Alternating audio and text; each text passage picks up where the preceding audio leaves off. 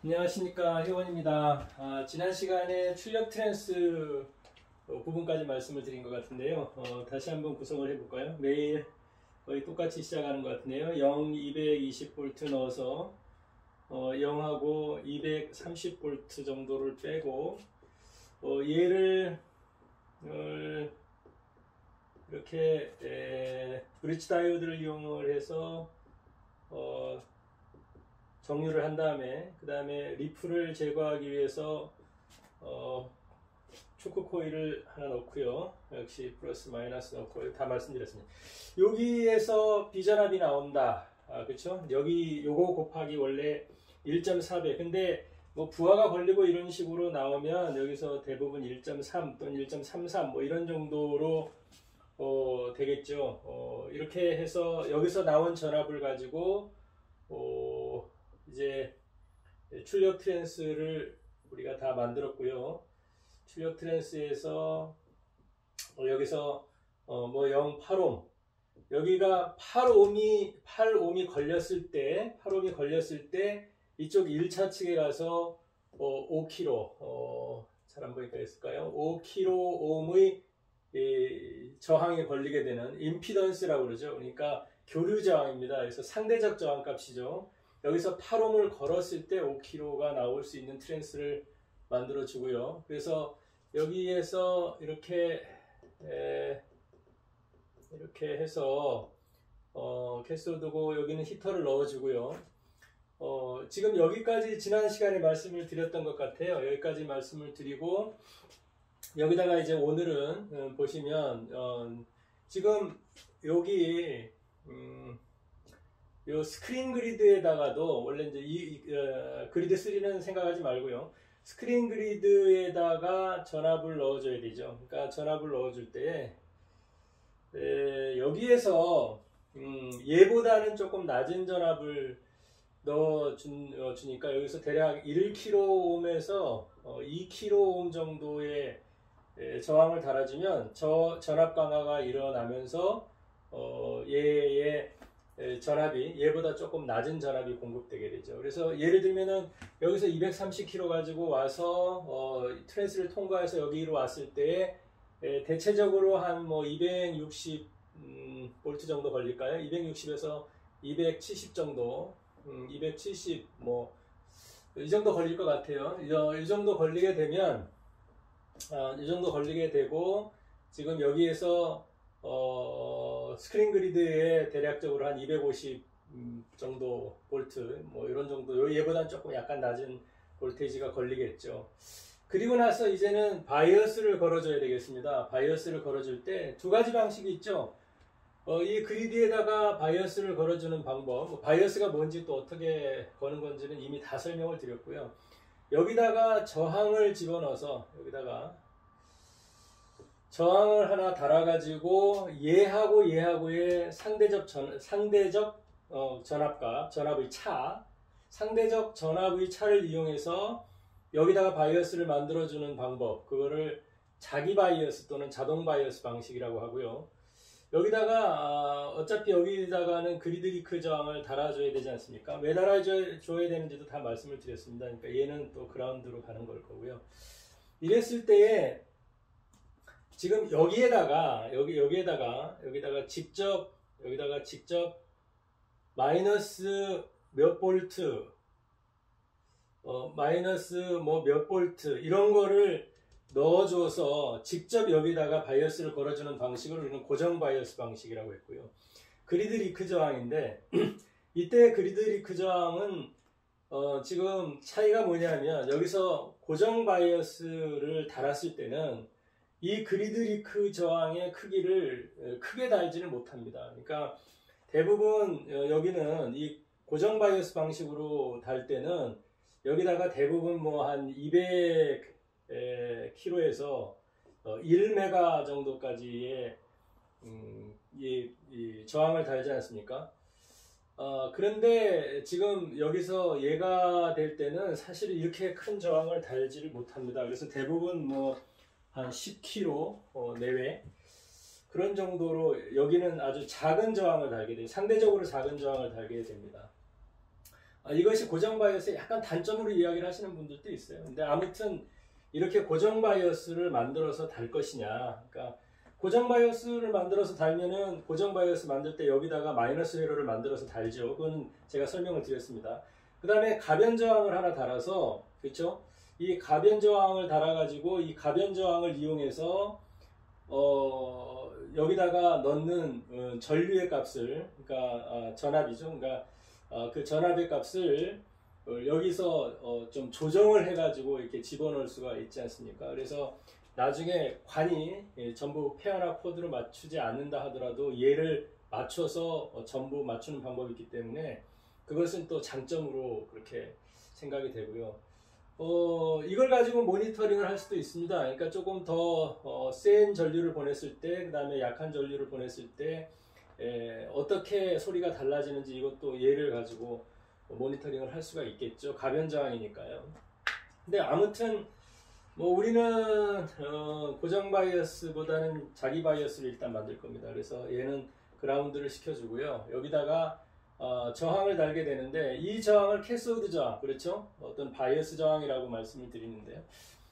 요거에 대해서 오늘 조금 말씀을 드리도록 하겠습니다. 그러니까 전에도 한번 제가 설명을 좀 드렸던 것 같은데요. 그러니까 좀 이따 다시 그리기로 하고요.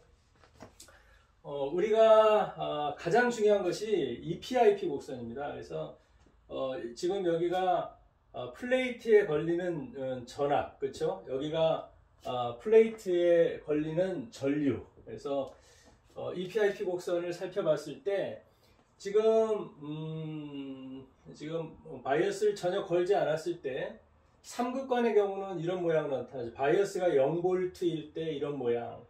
또 뭐 만약에 바이어스를 마이너스 5V 걸었을 때 이런 모양, 또는 바이어스를 마이너스 10V 걸었을 때의 모양, 그렇게 해서 바이어스를 똑같이 이렇게 놓고 본다라고 하면, 그죠?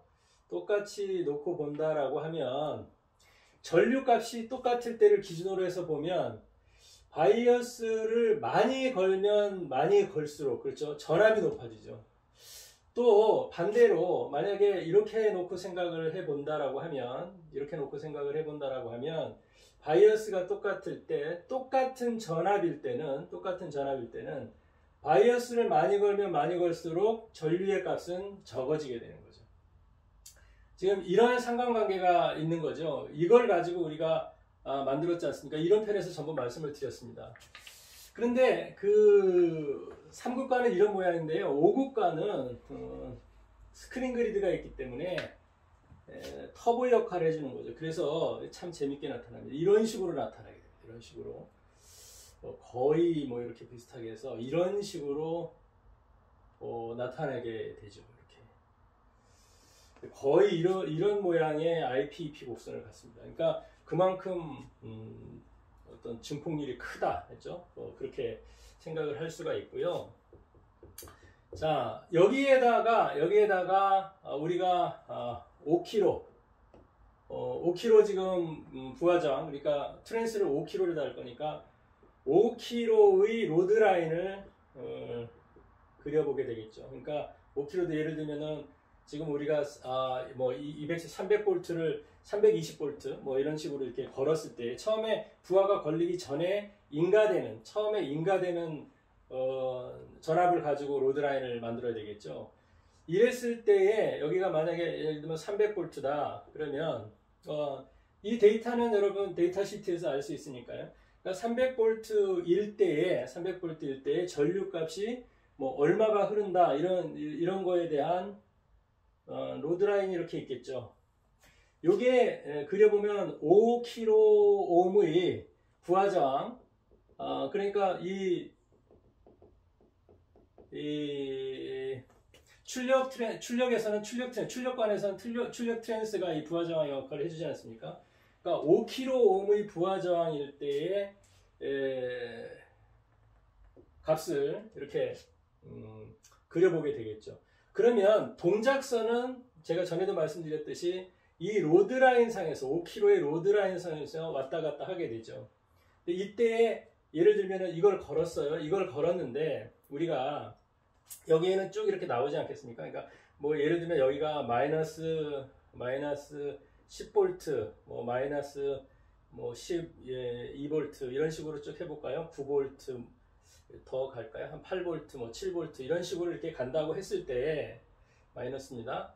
이렇게 간다고 했을 때 로드 라인을 갖다가 딱 보니까 로드 라인을 보니까 내가 동작선을 결정을 할 때 얘가 출력 트랜스를 거쳐서 부하 저항을 거친 다음에 다운이 되는 얘가 지금 이 왔다 갔다 하는 동작선이라고 하는 것은 그런 의미 아니겠습니까? 이거는 최초의 플레이트에다가 인가한 전압이라고 생각을 해보고 얘는 부하가 걸렸을 때의 전압이라고 생각을 해보면 이때 5kg 저항에서 요 지점, 그렇죠? 요 지점에서 동작을 가장 잘할 것 같다.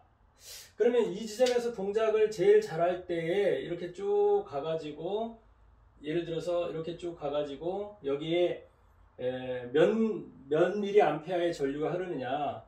대략적으로 보면요, 싱글 앰프의 경우에 동작을 할 때에 이 6V6 같은 관 또는 6V6 같은 관은 대부분 50mA 부근에서 그 동작을 좀 제일 뭐라 그럴까요? 좀 잘하는 것 같아요.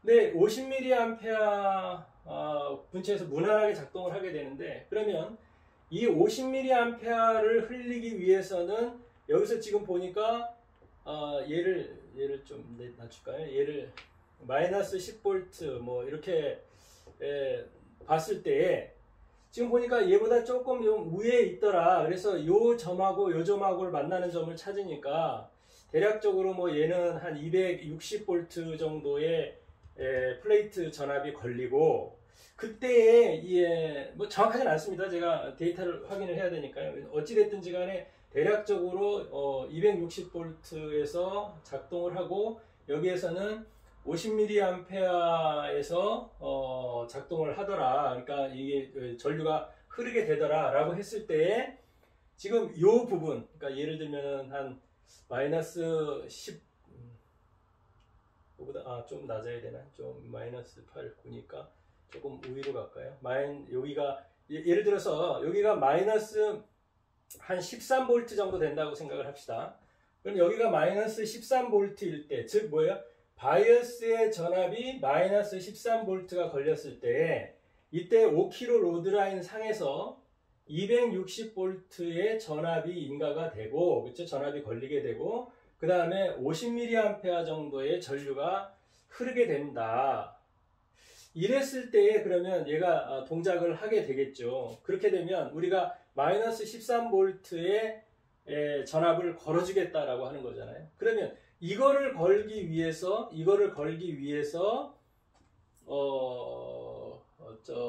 뭡니까? 마이너스 13 좀 떨어지게 하려면 12.5 할까요? 12.5V에서 거의 잘 작동을 하더라. 그러면 얘가 마이너스 12.5V 정도가 나오기 위해서는, 그렇죠? 나오기 위해서는 그러면 여기에다가 지금 요거까지는 이해가 가셨죠? 여기에다가 우리가 이 전압을 걸어줄 때에 자 여기에다가 캐소드 저항을 얼마를 붙일 거냐 이런 거죠. 얼마를 붙일 거냐. 이때 요거를 결정하는 것이 아까 제가 말씀드렸던 로드라인 상에서 자 50mA 정도의 전류를 흘리고 싶어요. 그 다음에 여기에서는 지금 얼마 나왔죠? 그 대부분 뭐 한 260V. 지금 여기 전압은 이거하고 결정하는데 그렇게 크게 관여를 안 합니다. 그러니까 로드라인을 이미 그려놨기 때문에 그렇죠. 자, 이 정도에서 여기에다가 얼마? 12.5V 정도, 뭐 13V, 이거 큰 차이 없습니다. 그러니까 12V, 13V 이런 정도의 전압을 걸려고 한다. 그죠? 여기에다가 마이너스를 잡아서 바이어스를 걸라고 한다라고 했을 때 그럼 어떻게 할 거냐? 자, 이거 계산하는 거 전에도 한번 말씀드렸는데요. V는 IR이라고 하는 오물 법칙을 가지고 만든다라고 말씀드렸죠. 그러니까 R이라고 하는 것이 I분의 V가 되니까요.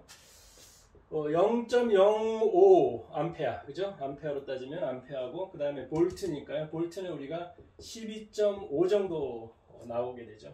그래서 얘를 했을 때 여기 250ohm이라고 하는 수치가 나오는 거예요. 그러니까 지금 여기다가 우리가 대략 250ohm에서 보통 6V6 같은 경우는 250ohm에서 많이 다는 회로들을 보면 500ohm까지 다는 회로들이 있어요. 그러니까 250ohm에서 500ohm까지 어떠한 저항을 달 거냐라고 하는 것은 결국에는 이 전류를 얼마를 흘려보내고 싶은 거냐라고 하는 거의 문제겠죠.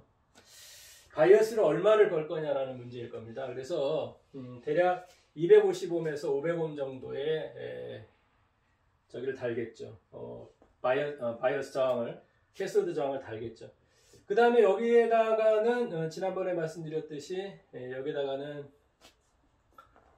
바이패스 컨덴서라는 걸 달죠. 대략 지금 여기서 아까 제가 12.5V 말씀드렸잖아요. 13V 정도. 이 정도 말씀드렸으니까 여기다가는 최고 내압을 한 35V에서 50V 정도의 내압을 가진 캐패시터를 달으면 충분합니다. 그 다음에 뭐 대체로 얘는 100마이크로 페럿에서 300, 뭐 500 마이크로, 뭐 300 마이크로 이상 이런 것까지 한 350 마이크로 페럿 이런 정도까지 여기다가 얘를 달게 되죠. 하는 역할은 전에 말씀드렸습니다. 여기에 교류와 직류가 흘러있기 때문에 얘가 전류는 이렇게 전하가 이렇게 흐를 때 전류는 이렇게 흐르죠.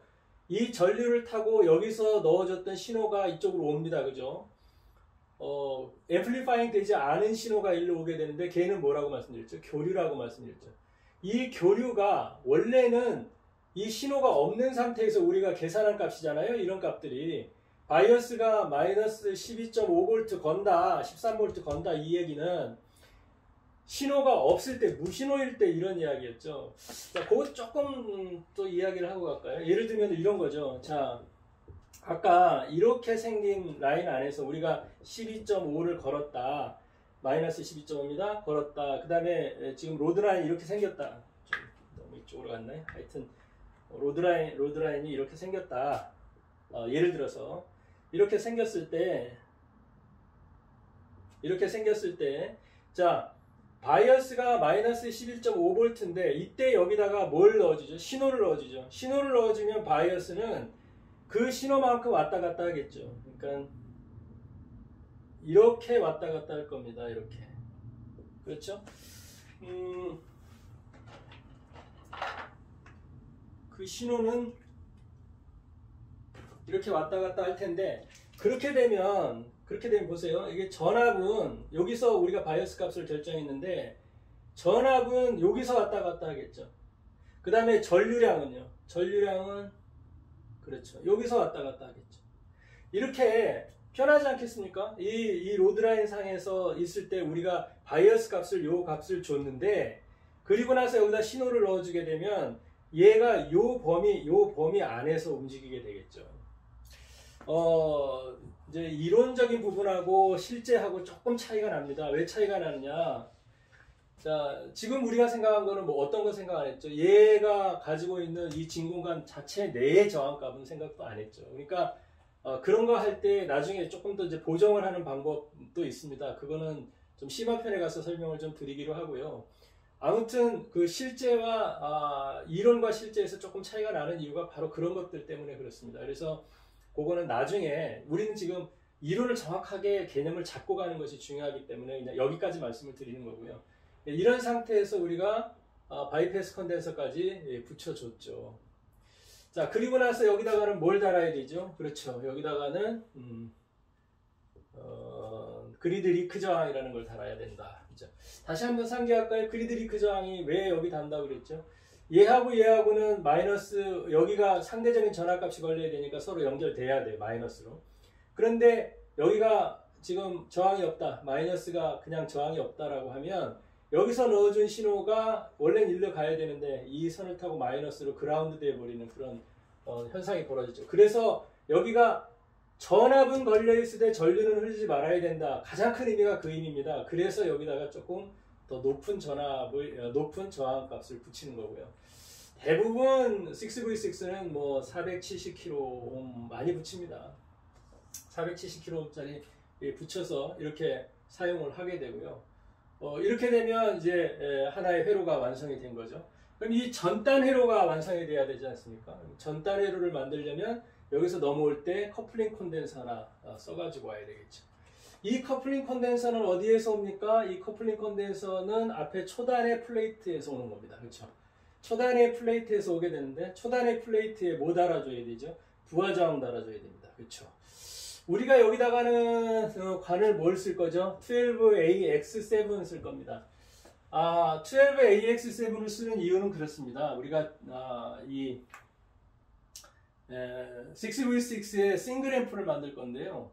6V6의 싱글 앰프에서 얘가 이 초단관 하나를 가지고 지금 이게 쌍쌍극관 아니겠습니까? 그러니까 지금 엄밀하게 그리면 하나의 관 속에 이렇게 두 개의 그 관이 들어있는 겁니다. 그래서 캐소드하고 플레이트하고 그리드가 다 이렇게 각각 들어있는 지금 이런 관이거든요. 그러니까 이런 쌍쌍극관인데 이 쌍쌍극관 반을 나눠 가지고 한쪽을 레프트 라인으로 보낼 거고 한쪽을 라이트 라인으로 보낼 거고 한쪽을 레프트 라인으로 보낼 거기 때문에 이렇게 하나의 관을 가지고 쓰니까 얘를 좀 출력을 좀 높은 관을 쓰고 싶은 거죠. 왜? 이 12AX7이라는 것이 여러분 아시다시피 얘가 뮤값이 출력률이 굉장히 높은 거 아니겠습니까? 이게 100이에요, 100. 이 뮤값에 대해서도 사실은 조금 더 드려야 될 말씀은 있는데 우리가 이론적으로 말씀드릴 때 혹시 여러분 기억하실지 모르겠어요. 이렇게 되어 있는 것에서 제가 말씀드릴 때 어떻게 했어요? 여기서부터 여기까지가 뮤값이라고 말씀드렸죠. 그러니까 증폭이 되는 그렇죠? 1V 여기가 0V고 마이너스 1V일 때 1V가 움직였을 때 즉 바이어스 값이 1V가 움직였을 때 증폭되는 전압이 이만큼이니까 이거를 뮤값이라고 말씀드렸는데 실제로는 여러분 이렇게 되지 않죠. 왜 그러냐면 그거 하나 말씀드리고 갈게요. 이렇게 되면 실제로 얘가 동작을 할 때는 얘가 이 라인에서 동작을 하는 게 아니라 그죠? 로드 라인에서 동작을 하지 않습니까? 그러니까 로드 라인에서 동작을 하니까 실제로 0V에서 마이너스 1V로 이 바이어스가 바뀌었을 때 1V만큼 바뀌었을 때 실제로는 이만큼이 증폭되는 것이 아니라 요만큼이 증폭되겠죠. 그렇죠. 그러니까 요거는 여러분 생각을 하셔야 됩니다. 그러니까 뭐 그게 크게 큰 의미가 있는 건 아니지만 어찌됐든지 간에 이론과 실제가 조금 차이가 나는 건 그렇습니다. 어찌됐든지 간에 여기서 뮤값이라고 하는 것은 그런 의미로 사용이 된 겁니다. 그러니까 12AX7이 뮤값이 굉장히 크니까 얘를 사용해서 아주 시큰 증폭을 좀 해보고 싶은 거죠. 12AX7을 걸었을 때 대부분 얘는 그러니까 이 전류라고 하는 것이 얘는 좀 작은 전류를 흘리는 관이죠. 작은 전류를 흘리는 관이기 때문에 여기다가 100kΩ 주로 일반적으로 100kΩ를 많이 걸어요. 100kΩ에서 150kΩ 정도의 저기를 겁니다. 그러니까 저항을 걸죠. 부하 저항 값을 100kΩ에서 150kΩ짜리를 겁니다. 12AX7 같은 경우 그렇습니다. 얘도 마찬가지죠. 이거 만들 때 어떻게 하셔야 되겠죠? 이거 만드실 때 그렇습니다. 얘도 지금 이렇게 생긴 IPEP 곡선에서 100km에 해당하는 그렇죠? 100km에 해당하는 로드라인을 잡으시고 그 로드라인에서 얘가 가장 잘 작동할 수 있는 바이어스 값을 찾아서 예를 들면 이 바이어스 값을 찾아서 여기에다가 몇 밀리암페어의 전류를 흘려보낼 것이냐 이걸 가지고 여기다가 바이어스를 걸어주게 되겠죠. 그것까지 생각을 하셔야 됩니다. 그러니까 여기다가 100kV 정도의 부하 저항을 걸 거고요. 그 다음에 얘는 어디서 오죠? 얘는 여기서 오는 겁니다. 그러니까 지금 우리가 초크 코일을 통과한 다음 단 여기서 이게 B 플러스 전압이 나가죠. B 플러스 전압이 나가고 여기에 지금 아까 말씀드렸습니다. 여기에서 스크린 그리드 쪽으로 가기 위해서 1kH에서 2kΩ 정도의 저항을 달았죠. 여기 달았는데 자, 이 다음 단에서 꺼낼 겁니다. 여기서 꺼내 가지고 이렇게 붙일 건데요. 이렇게 붙일 건데 지금 여기 단에는 기억하셔야 됩니다. 여기 또 캐패시터가 하나 붙어야 되겠죠. 붙어야 됩니다. 그래서 얘를 바로 집어넣어도 괜찮아요. 이 정도 되면 충분히 보니까 잘 동작을 합니다. 이 정도 돼서 넣어도 괜찮은데, 조금 더 전압을 약간 낮춰가지고 여기에다가 조금 더 낮춰가지고 얘를 안정적으로 작동을 하려고 생각을 해서 여기다가 10kΩ 정도의 저항을 하나 달아줄까요? 10kΩ 정도의 저항을 달으면 여기서 전압이 강화가 일어나겠죠. 그리고 여기도 마찬가지로 역시 요게 통과한 다음에는 여기다가 캐패시터를 하나 답니다. 캐패시터를 달아서 전압 강화를 해주고요. 그 다음에 100kΩ 다른 다음에 이제 그리드에다가 신호 넣어줘야 되죠. 신호는 여러분 잘 아시다시피 가변저항이라고 하는 것을 통해서, 가변저항이라고 하는 걸 통해서, 볼륨이죠. 가변저항이라는 걸 통해서 여기도 A타입의 100kΩ 정도의, 일반적으로 그렇습니다. 100kΩ 정도의 볼륨을 하나 달아주고요.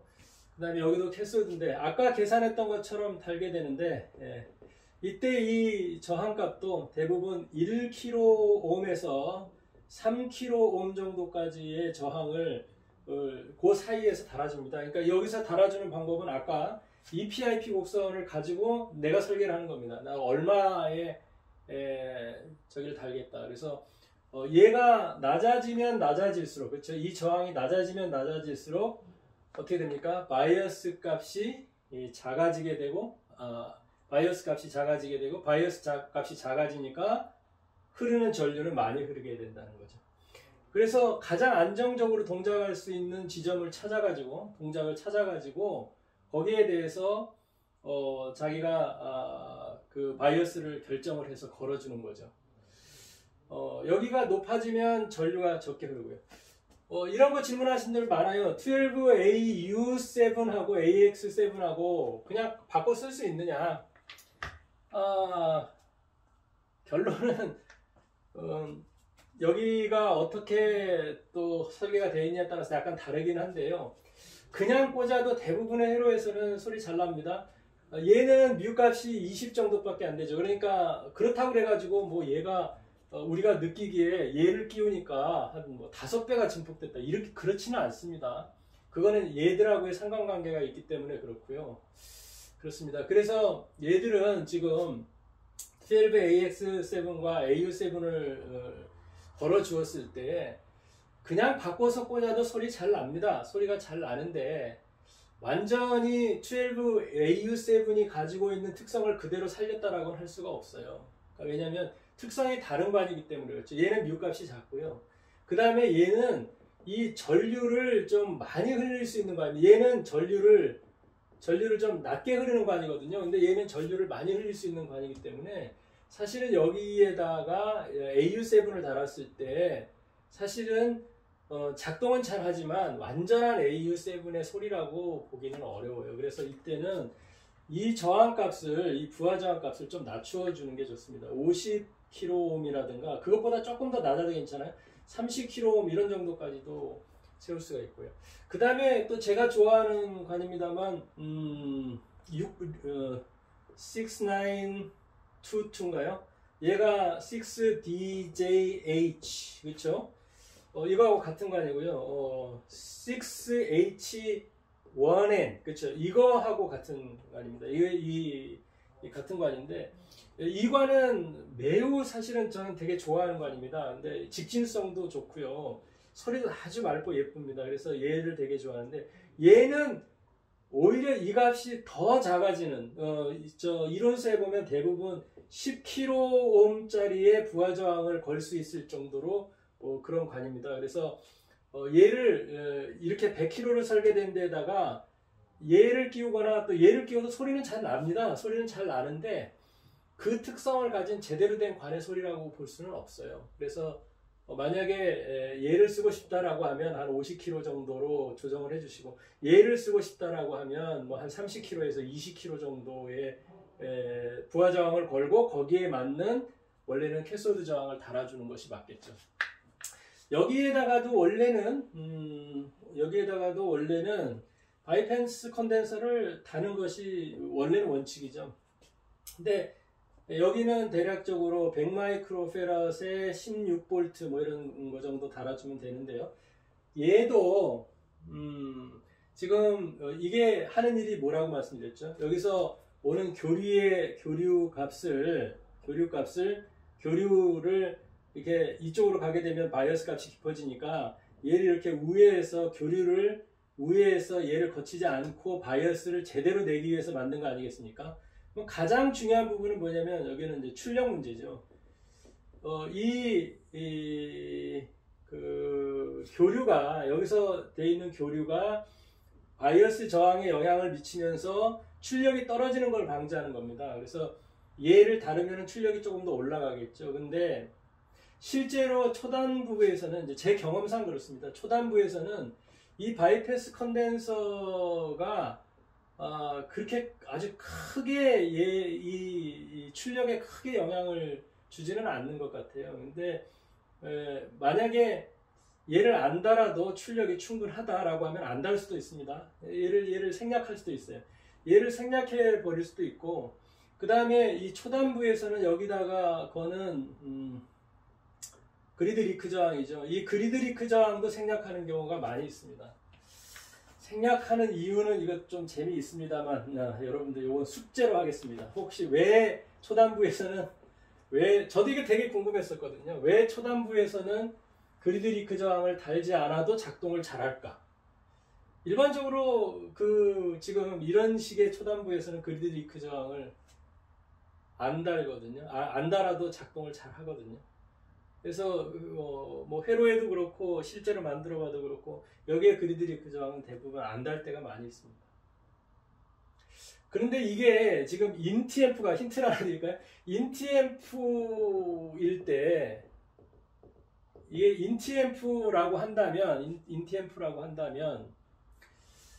이렇게 지금 안다는 경우가 많은데 얘가 그냥 파워앰프, 이 파워앰프일 때는 이거 거의 꼭 달아야 됩니다. 이때는 그리드 리크 저항을 달고요, 그죠? 여기서 그리드 리크 저항을 달고 그렇게 합니다. 지금 여기에서 이 회로가 이제 우리가 기본적으로 앞으로 한번 만들어 볼 회로입니다. 이런 정도로 설명을 드리면 가장 기본적인 싱글 앰프에서의 회로에 대한 설명을 충분히 다 드린 것 같습니다.